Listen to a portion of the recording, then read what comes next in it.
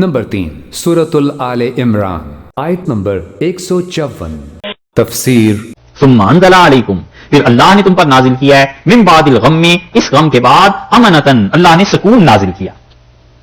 امنتن سکون، جب یہ سارا معرکہ جب گرد بیٹھ گئی اور جب مطلع صاف ہوا اور جب سب کو اپنی اپنی ہوش آ گئی تو اب صحابہ رضی اللہ عنہم سنبھلے ہیں اور پھر انہوں نے اٹھائی تلواریں اور اللہ کی راہ میں کافروں کو مارنا شروع کیا اور پھر کافر بھاگے۔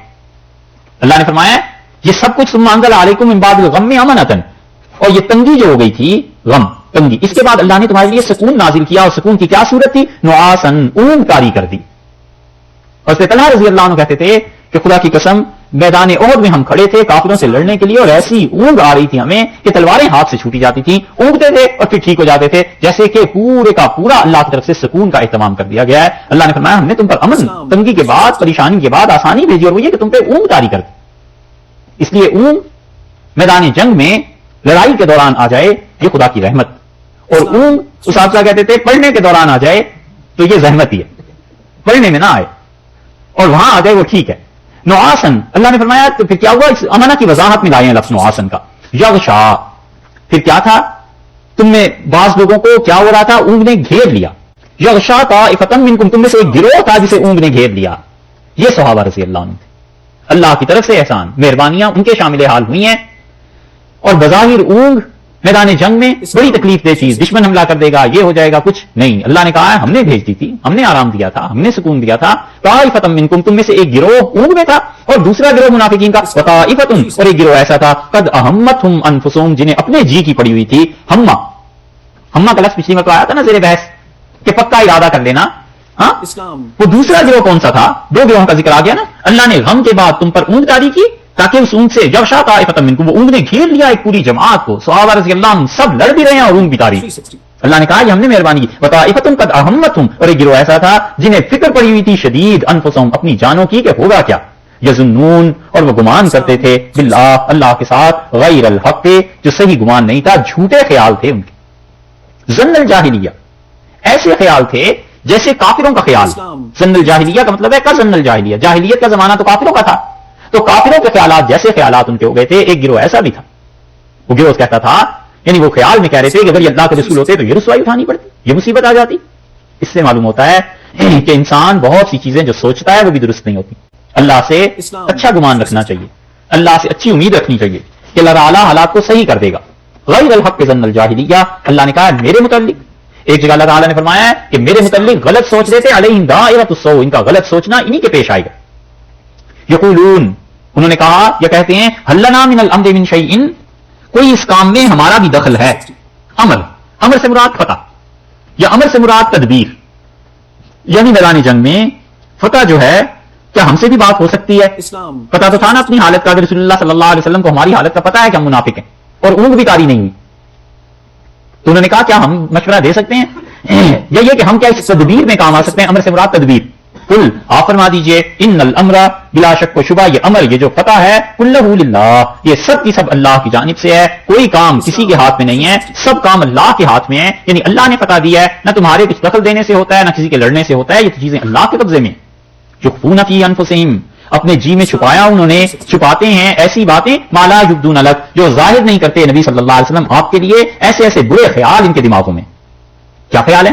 یقولون، یہ منافق کہتے ہیں، لو کان لنا من الامر، اگر اس جنگ میں، لو کان لنا، اگر کچھ بھی ہمارے ہاتھ ہمارے اختیار میں ہوتا، لو کان لنا، اگر ہمارے واسطے ہوتا، من الامر، اس میدان جنگ میں یا اس فتح میں یا اس تدبیر میں، امر سے مراد اگر تدبیر لے لیں تو یہ جو کام تھا جنگ کا، شیء ذرہ برابر بھی ہمارا اختیار ہوتا نا، ما قتلنا ہاہنا، ہم اس جگہ پر ایسے نہ مارے جاتے۔ کہتے ہیں ہم بالکل نہ مارے جاتے، بالکل نہ پٹتے اگر ہمارے مشورے پہ عمل کر لیا جاتا۔ اور مشورہ یہ تھا کہ مدینہ منورہ کے اندر رہ کے لڑا جائے، تو انہوں نے گویا تان کیا رسول اللہ صلی اللہ علیہ وسلم پر، اور نبی کریم صلی اللہ علیہ وسلم کے فیصلے پر اعتراض کرنا بہت بڑی مصیبت ہے، کبھی اس چکر میں نہیں آنا چاہیے۔ حدیث میں آیا ہے یہ جو لوگ مرتد ہو گئے تھے نا اس وقت رضی اللہ عنہ کے دور میں، صحابہ کرام رضی اللہ عنہ کہتے تھے ہم آخری حج میں رسول اللہ صلی اللہ علیہ وسلم کے ساتھ کھڑے تھے، تو جب عرفات سے چلنے لگے مزدلفہ کے لیے تو رسول اللہ صلی اللہ علیہ وسلم رکے اور آپ نے فرمایا اسامہ کہاں ہے؟ اور اسامہ آخری آدمی ہے جن کو رسول اللہ صلی اللہ علیہ وسلم نے دعا دی وفات سے پہلے۔ اسامہ حاضر ہوئے اور رسول اللہ صلی اللہ علیہ وسلم کو بڑی محبت تھی ان سے، اور بول نہیں سکتے تھے آپ، وفات سے چند گھنٹے غالباً پہلے ہی ہوئے ہوں گے، تو آپ نے اپنے دونوں ہاتھ اسامہ کے جسم پہ رکھ دیے اور زبان سے کچھ پڑھتے رہے. یہ آخری آدمی تھے جنہیں رسول اللہ صلی اللہ علیہ وسلم نے دعا دی اور اسامہ سے بڑا تعلق تھا. تو آپ نے کہا اسامہ کہاں ہے؟ تو معلوم ہوا اسامہ نہیں ہے. تو آپ نے کہا اسامہ کو آنے دو. لاکھ سے زیادہ صحابہ رضی اللہ عنہ کا مجمع کھڑا ہے اور اسامہ رضی اللہ عنہ کا انتظار ہو رہا ہے. جب اسامہ آئے تو رسول اللہ صلی اللہ علیہ وسلم نے انہیں بٹھایا اپنے ساتھ. تو کچھ لوگوں نے کہا یہ چپٹی ناک اور سیاہ رنگت، اس کا انتظار تھا بس.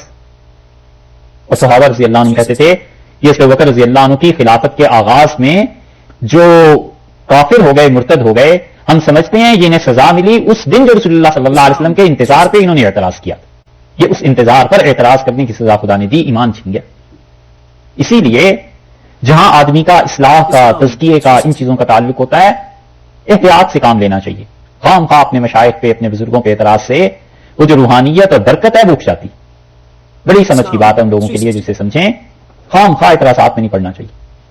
زیادہ سے زیادہ یہ کر سکتے تھے کہ رسول اللہ صلی اللہ علیہ وسلم سے پوچھ لیتے کہ اللہ کے رسول کیسے انتظار فرما رہے ہیں، کس کا ہے، لیکن انہوں نے سیدھا ڈائریکٹ اعتراض کرنا شروع کیا. اور یہ چیز یہی ان میں تھی. انہوں نے کہا اگر ہم سے مشورہ لیا جاتا اس میدان جنگ میں ما قتلنا ہاؤنا، ہم تو کبھی بھی یہاں قتل نہ ہوتے. قل لو کنتم، اللہ نے جواب دیا ان منافقین کو. اللہ نے فرمایا قل لو کنتم، سے کہیے کہ اگر تم فی بیوتکم، اپنے گھروں میں ہوتے، اپنے گھروں میں بیٹھے ہوتے، لبرزا، تو ابھر پڑتے، لبرزا بلند ہو جاتے، لبرزا نکل آتے، لبرزا وہ لوگ ظاہر ہو جاتے، الذین کتب علیہم القتل، جن کے لیے اللہ نے یہ طے کر دیا تھا کہ انہوں نے شہید ہونا ہے، الی مضاجعہم، اپنی شہادت کی جگہ پر وہ اپنے گھروں سے اٹھ کر پہنچ جاتے. اگر تم اپنے گھروں میں بھی ہوتے تو بھی تو موت آنی ہی تھی. یہ نہیں ہو سکتا کہ تم مرو نہیں. اگر تم اپنی، تمہاری بات یہی رہتی کہ مدینہ منورہ میں اللہ نے کہا اگر ہم نے موت دینی تھی نا تو پھر اپنے گھروں سے نکل کے بھی عہد کے میدان میں پہنچ جاتے اور انہیں موت آ جاتی. اس کا مشاہدہ ہم سب لوگ اپنی زندگی میں کرتے ہیں. اس پہ غور کیجئے گا کبھی. رسول اللہ صلی اللہ علیہ وسلم نے فرمایا جب تم میں سے کسی آدمی کو موت آتی ہے تو وہ اس زمین کی طرف خام خواہ سے کوئی کام نکل آتا ہے اور جب وہاں پہنچتا ہے تو اس کا انتقال ہو جاتا ہے. پہلے کبھی نہیں گیا ہوتا، نہ کوئی خاص کام ہوتا ہے، بس گویا کہ وہ مرنے ہی کے لیے چاہتا ہے. یہ ہے وہ چیز. ترمذی کی روایت میں یہ حدیث آئی ہے. یہ یہاں بھی وہی بات ہے. اللہ نے کہا تم کہتے ہو کہ کوئی نہ مرتا، جب ہم نے لکھ دیا تھا ان کا شہید ہونا، الی مضاجعہم، مسجع وہ جگہ جہاں پر شہید ہو کوئی. ولیبتلی اللہ، اور اس لیے بھی سب کچھ ہوا ہے کہ اللہ ظاہر کرنا چاہتا تھا، امتحان لینا چاہتا تھا تاکہ اللہ تعالیٰ ظاہر کر دے ما فی صدورکم، جو چیز کے تمہارے سینوں میں ہے. ولیمحص، اور اللہ تعالیٰ بالکل خالص کر دے. اللہ کو یمحص، اس کا ترجمہ بہت اچھا کیا ہے شاہ عبد القادر صاحب رحمۃ اللہ علیہ نے. وہ کہتے ہیں کہ اللہ نے چاہا کہ نکھارے. نکھار کا جو ترجمہ ہے نا اور کوئی نہیں ہو سکتا. ولیمحص، اور نکھارنا تھا اللہ نے ما فی قلوبکم، جو کچھ کے تمہارے دلوں میں ہے کھل کے سامنے آ جائے. جنہوں نے رسول اللہ صلی اللہ علیہ وسلم کا ساتھ دینا ہے وہ دیں، جنہوں نے بھاگنا ہے وہ بھاگیں، جس نے لڑنا ہے دل کھول کے آج لڑ لے. اللہ نے چاہا کہ یہ سب چیزیں آئیں. واللہ علیم، اور اللہ علم رکھتا ہے بذات الصدور، ان چیزوں کا اللہ کو علم ہے جو تمہارے جی میں بات ہے. یعنی اس شکست میں جن کو شہید ہونا تھا وہ ہو چکے، جنہیں ہٹنا تھا وہ ہٹ گئے، جنہوں نے باتیں کرنی تھی وہ اپنی باتیں کر چکے، جن پہ اونگ آنی تھی وہ اونگ آ گئی، جنہوں نے اپنی رائے یہ چیزیں تھیں سب کی سب چیزیں آ گئیں. اللہ نے سب کچھ اس لیے کیا کہ سچے لوگ اور منافق لوگ کھل کے سامنے آ جائیں.